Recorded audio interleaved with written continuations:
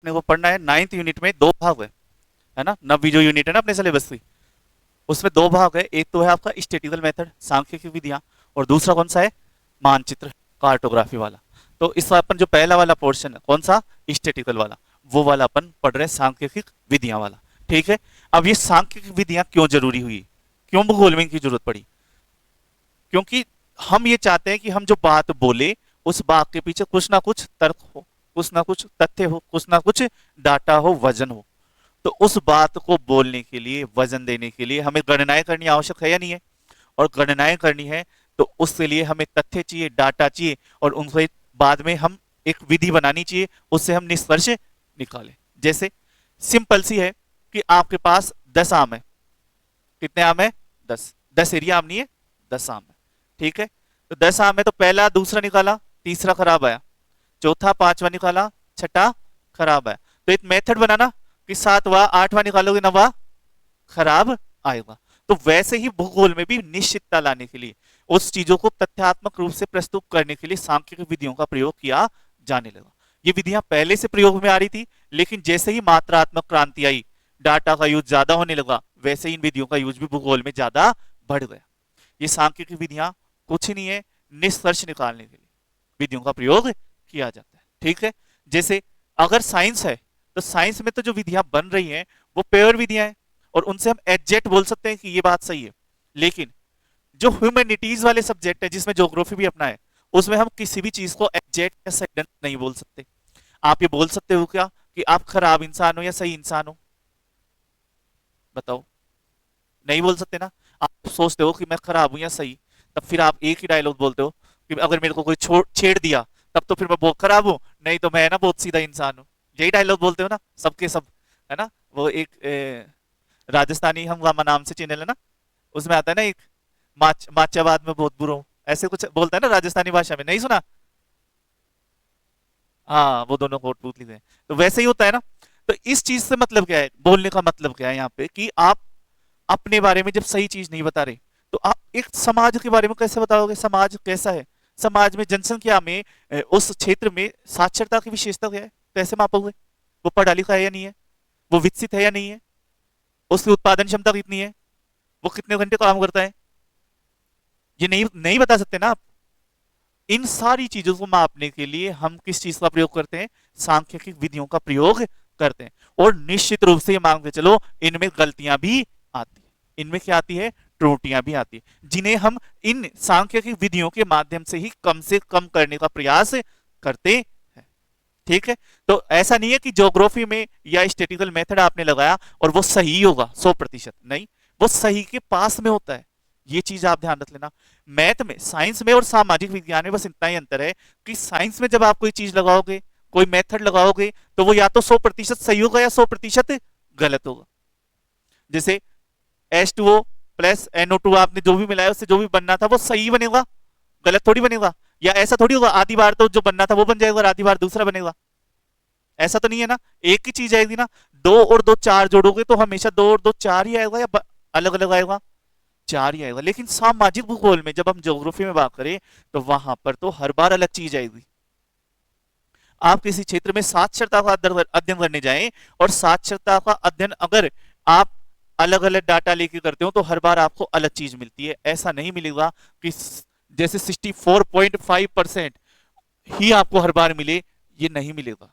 इसमें वेरिएशन मिलेगा, कई बार 64.2 आ जाएगा, कई बार 64.3 आ जाएगा, क्योंकि आपका डाटा चेंज हो जाएगा। सामाजिक में वो चेंज होता ही होता है ना। तो ये जो चेंज होता है, जिस वजह से आपके इसमें अंतर आता है, यही सांख्यिकी विधियों का महत्व है, कि कैसे तो अपन ये मान प्राप्त करें और कैसे उसमें विचलन को कम करें और सत्यता की ओर हम ज्यादा से ज्यादा जा पाए। इसी का प्रयोग हम सांख्यिकी विधियों में करते हैं।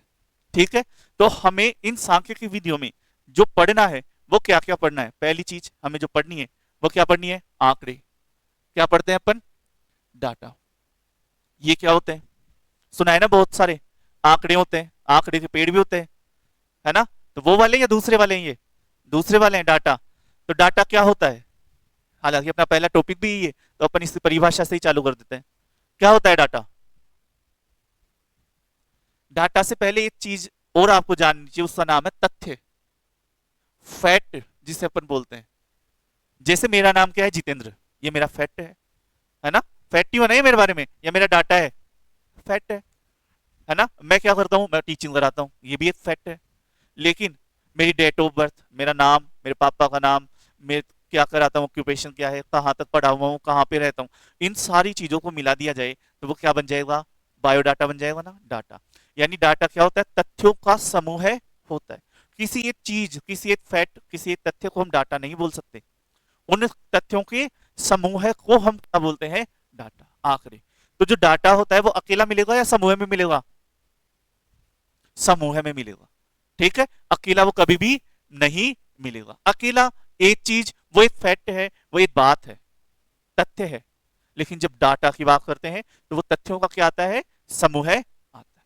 अब परंतु अपने को ये डाटा, ये तथ्य कहां से प्राप्त होने वाले हैं, ये प्राप्त होते हैं हमें प्रतिदर्श अध्ययन से, सैंपलिंग मेथड जिसे अपन बोलते हैं। सैंपल लेते हैं ना अपन, या नहीं लेते हो, लिए हुए हो सैंपल, काय का लेते हो सैंपल, जैसे डेमो लेने आते हो क्लास में, आते हैं ना, जैसे ऑनलाइन वाले बच्चे यूट्यूब पर डेमो लेते हैं, क्लास देख देख के सर सही पढ़ाते हैं, तो और क्लासेस भी सर ने सही पढ़ाई होगी। जैसे आपको थोड़ी पता है मैं कैसा पढ़ाता हूँ, पता है, नहीं पता ना। क्या आपको पता है मैं क्लाइमेटोलॉजी कैसे पढ़ाता हूँ, नहीं पता। आपको पता है मैं इंडस्ट्रियल ज्योग्राफी कैसे पढ़ाऊंगा, नहीं पता। लेकिन आपने डेमो लिया, एक आंकड़े लिए, सैंपल लिया, सैंपल कहां से लिया, दो चार आपने मेरी क्लास ली तो आपको विश्वास हुआ कि हाँ सर सही पढ़ाते हैं। या फिर उस गेहूं की बोरी में गेहूं कैसा है ये आपको थोड़ी पता है, लेकिन आप चीरा लगाते हैं और थोड़ा सा निकालते हैं, उससे आपको ये पता चलता है हाँ सही गेहूं होंगे। तो ये प्रतिदर्श चुनना कैसे है, इसकी कैसी कैसी विधियां हैं, ये अपने को जाननी। ये दोनों चीजें, आंकड़े और प्रतिदर्श, ये आपको रिसर्च मेथोडोलॉजी में भी काम में आएंगे, है ना, वहां पे भी अपने को पढ़ना है और यहाँ पे भी पढ़ना है। पेपर 1 में शोध वाला है ना, रिसर्च वाला, तो वहां पे भी ये काम में आता है। फिर आता है सांख्यिकी श्रेणियां, इसमें कौन सा पढ़ना है, माध्य, माध्यिका, बहुलक, है ना, ये आपको इसमें पढ़ने हैं। फिर केंद्रीय प्रवृत्ति, सॉरी सांख्यिकी श्रेणियों पढ़ना है, आवर्त श्रेणी, है ना, क्रमबद्ध श्रेणियां, जो श्रेणियां होती है ना, वो टेबल बनाते हैं ना अपन, वो कैसी है, वर्ग अंतराल वाली श्रेणियां, वो। फिर केंद्रीय प्रवृत्ति की माप में आपको पढ़ना है क्या, माध्य, माध्यिका और बहुलक। फिर उसके बाद में अपकिरण कितना है, विचलन कितना है, यानी सेंटर से कितना डिस्टरबेंस है, ये चालू हो जाता है गलतियां सुधारने वाले काम। फिर आपको प्रसरण पढ़ना है, फिर आपको क्षेत्रीय वितरण पढ़ना है कि किस तरह से क्षेत्रीय वितरण हम निकालते हैं। फिर आपको वितरण बिंदुओं का मापन, इसके बारे में, साधारण आवृत्ति वक्र और पाइसन वक्र, ये क्या होता है ये पढ़ना है। सह संबंध, इससे तो क्वेश्चन आता ही आता है, काई स्क्वायर टेस्ट, नहीं पियर्सन को नाम का आया था ना कल वाले परसों वाले टेस्ट में, पेपर में, है ना, तो वो भी यहीं से आया था। संभाव्य त्रुटि, सार्थकता परीक्षण जो अपन ने कराया वो सही कराया या नहीं कराया, Z test, T test, chi square test, ये भी आपका पेपर 1 में भी आता है। ये रिग्रेशन, प्रतिगमन संबंध कैसा है, उल्टा संबंध, ये काई वर्ग और लॉग ग्राफ, लोरेंज वक्र, ये भी आते हैं, लोरेंज वक्र जैसे इसमें आ जाएगा, है ना। तो इस तरह की ये सारी विधियों का हमें अध्ययन इसमें करना है। टोटल 15 टॉपिक है, छोटे छोटे टॉपिक है ना, एक दिन का एक टॉपिक आप मान के चल लो, अगर सही ढंग से पढ़े तो। वैसे तो सही ढंग से ही पढ़ोगे या गलत से पढ़ोगे, है ना, और रोज घर पे जाके पढ़ लेना, क्योंकि इनको नहीं पढ़े और आके नहीं पूछा तो बाद में कौन समझाएगा, है ना, तो बाद में कोई नहीं समझाएगा, तो रोज डेली जो पढ़ा रहे हैं उसको पढ़ लेना। जैसे इंडिया में तो फिर भी चल जाएगा, 2 दिन बाद में पढ़ लेंगे, इनमें एक दिन का छूटा और छूटा, तो रोज पढ़ना है और डेली, समझ गए। टोटल कितने टॉपिक है, 15। पहले से चलते हैं जिसका नाम क्या है, डाटा।